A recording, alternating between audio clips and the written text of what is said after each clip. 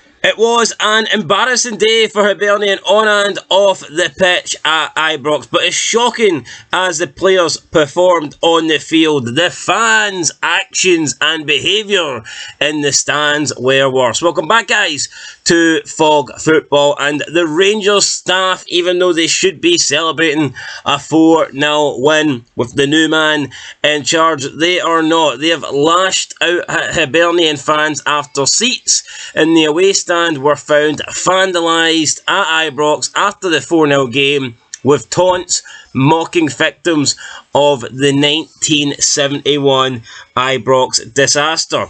Several seats in the Hibs end had the number 66 scribbled across them in green paint, referencing to the number of fans who tragically lost their lives on Stairway 13 when disaster struck on January 2nd, 1971. Horrified Rangers staff also discovered stickers placed on a number of seats after the Premiership match reading, quote, "Stairwell 13, it's the greatest sight I have ever seen," end of quote. Also among the graffiti was IRA and abuse aimed at the former Queen, Queen Elizabeth, seen scribbled throughout sections of the stands. This has enraged the people at Ibrox, obviously. A Rangers spokesperson has come out and condemned this. They says, quote, "Rangers condemns in the strongest possible terms the graffiti and stickers left by a section of the Hibernian supporters at Ibrox this afternoon. The Ibrox disaster remains the darkest day in our club's history and continues to affect a number of families to this day. The mocking and celebration of such an event is outrageous and has no place in any football stadium or society as a whole.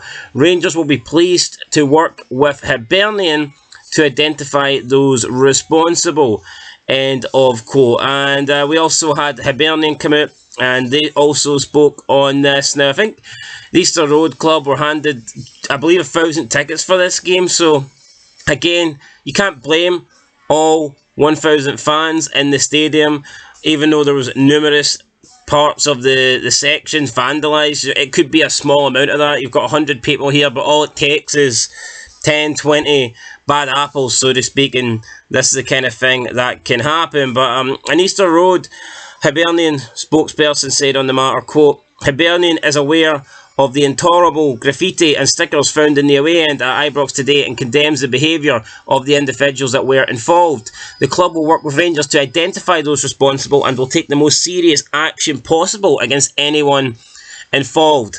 If any Hibernian FC supporter has any information that could assist the club to help identify these individuals, they should contact club at hibernianfc.co.uk and the information provided will be dealt with in the strictest of confidence," end of quote. So Rangers not happy, Hibernian not happy, Hibernian coming out making a statement on the matter saying that they want to find who's responsible for this, and I'm assuming issue some sort of ban, whether it be lifetime ban or, I don't know, away ban or fine or hand into the police.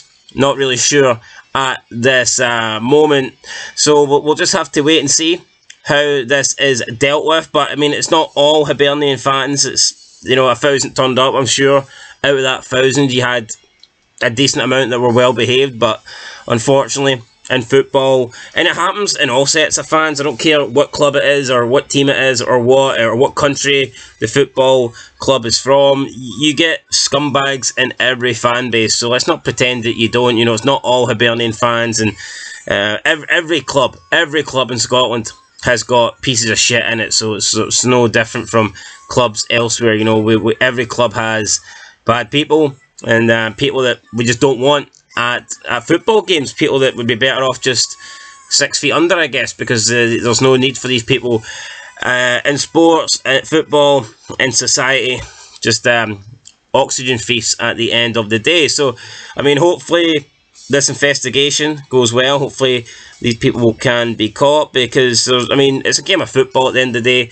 Why the fuck do you take any sort of gratification in mocking the deaths of people that happened 50 years ago?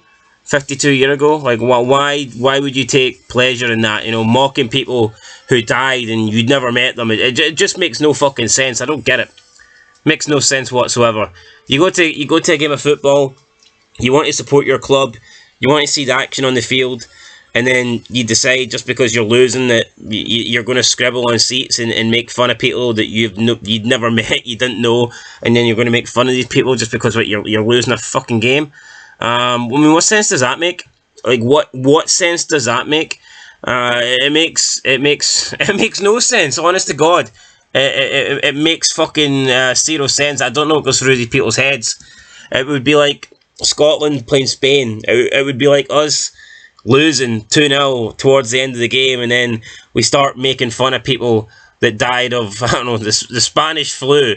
You know, whatever. I know the Spanish flu wasn't just a Spain thing, but I'm just trying to think of an example here. You know, it just doesn't make sense, alright? It just doesn't make any sense. So, yeah. It is what it is. Catch you in the next one, guys. Till then, though, disappointed.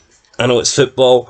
I mean, at least this shit doesn't happen in rugby. I know I've bashed rugby from time to time, but I mean, football, whether we like to admit it or not, it does have the dregs of society.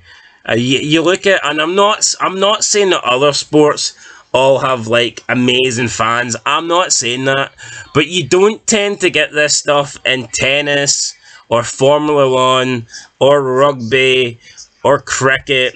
It seems to be football that brings this stuff out in people. And I know some people will say, well, it's because the other sports, the fans aren't passionate. It doesn't matter to them whether they win or lose. I've heard this argument before. And look, I do find it a bit weird in rugby that you can be sitting in with the away fans, the home fans and whatnot, and your team's just lost a World Cup game and you're tweeting about, oh, that was a good game, and you're saying, oh, good luck to the other side. I don't really get that part in rugby. I think sometimes the defeats don't bother them, but there's nothing about passion that should have you mocking deaths. You know, it just doesn't make any fucking sense whatsoever, guys. So yeah, that's it. Fuck football. We'll catch you in the next one. It's just football will be a better place without these people.